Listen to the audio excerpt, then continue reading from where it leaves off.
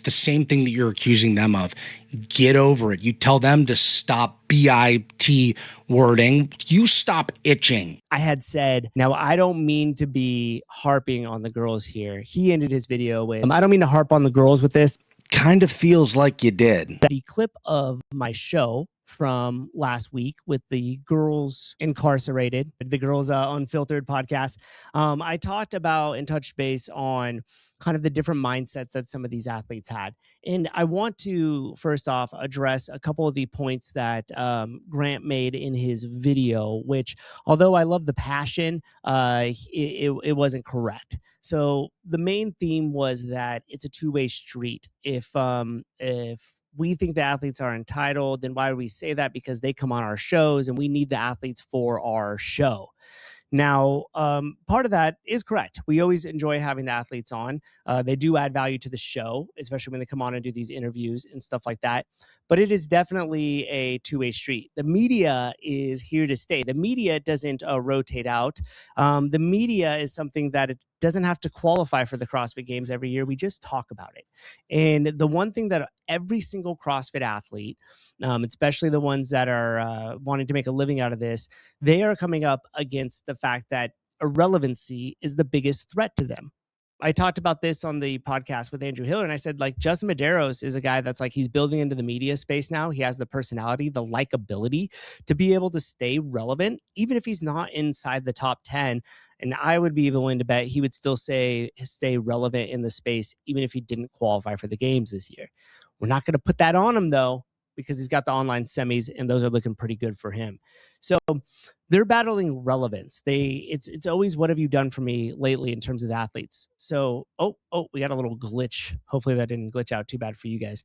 And what that actually is if you are on doing interviews and you are in front of an audience and you are having conversations and all this type of stuff, like constantly as a CrossFit Games athlete, the audience is getting to know you. You're increasing your likability, you're increasing your visibility, and that's good for your sponsors, that's good for your brand, that's good for everything. So my whole thing with that is those interviews are opportunities for athletes. Sure, as you become a bigger named athlete, you do bring your own audience. Like if we got Tia on the show, that would probably be more of a advantageous for us as the host than it would necessarily be for her. But she's a once in a generational athlete. She's the Michael Jordan of our space.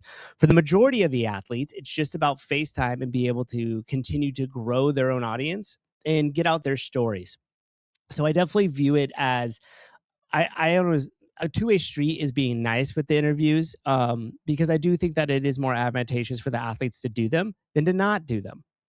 Another point that he brought up there was two of them, and one of them was Ariel Lolan coming on Kill Taylor, saying that was like supportive and everything else. A, yes, it is supportive, but B, let's be real, these athletes, Colton, James Sprague, even Justin when he showed up, Ariel Lolan, they want the prize money. And that's why we have it there. It's an opportunity for them to work out against Taylor Self.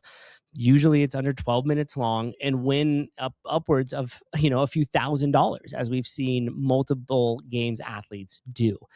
So again, I don't view that necessarily as a two-way street because they are there for the prize money and they do get a monetary gain out of it, not to mention the media exposure as well. So I didn't really see his point in that with mentioning the Ariel Lolan. The other one that he had talked about was Fee doing quarterfinals with Kill Taylor versus the World. This was about 2 years ago. And here's the deal. When we had set that out, that was around Taylor and wanting to bring in a couple of these guys with Jason Hopper, who was already competing at Crash, Taylor, who was going to drive up to compete at Crash and kind of get them together to throw down, which was going to be beneficial for them in the online quarterfinals because they had competition next to them and they're going to compete at a higher level and they're going to get better scores. When he mentioned the thing about Fee, that was actually something that was brought up by Matt Torres. That was like, hey, she's part of the camp. We'd love to have her too. There was a athlete at Crash that was also willing to go at the same time as Fee. And we ended up getting money for her. Like legitimately, we ended up getting a bunch of donations that were given to us in the chat that we did. We had one of our sponsors reach out. So she actually got paid for that time as well too. Not to mention, the exposure. So again, if I'm looking at the us versus them column, I think we're stacking up more wins in this case of contributing and providing for the athletes, necessarily than them contributing just because they're coming on to the show.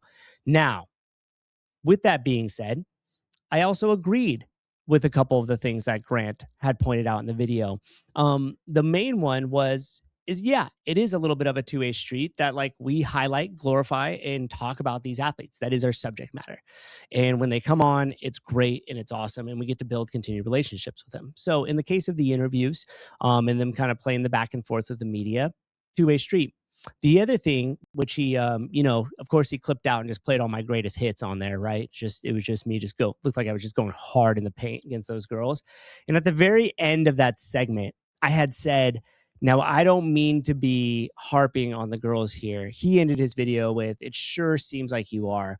And that is something that was on me. I should have made a little bit more of a clarification when I was switching gears in my mind from utilizing that conversation as the catalyst for the conversation I was having around the mindset of some of these athletes versus just picking on the girls incarcerated.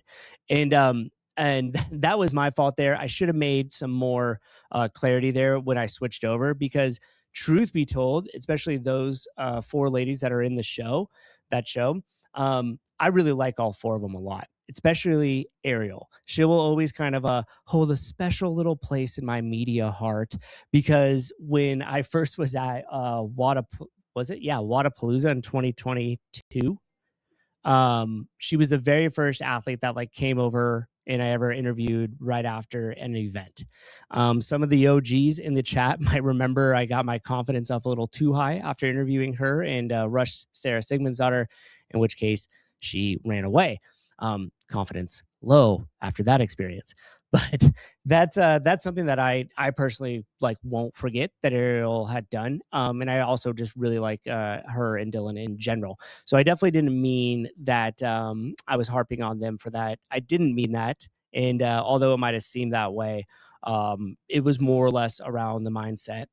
Same with Alex, same with Fee. They've been nothing but great every time I've done anything with them, and they've been nothing but accommodating for shows and different stuff like that in the past. So kudos to them, and kudos for them being contributors by picking up the microphone and digging in on their new podcasts. Wish them much success.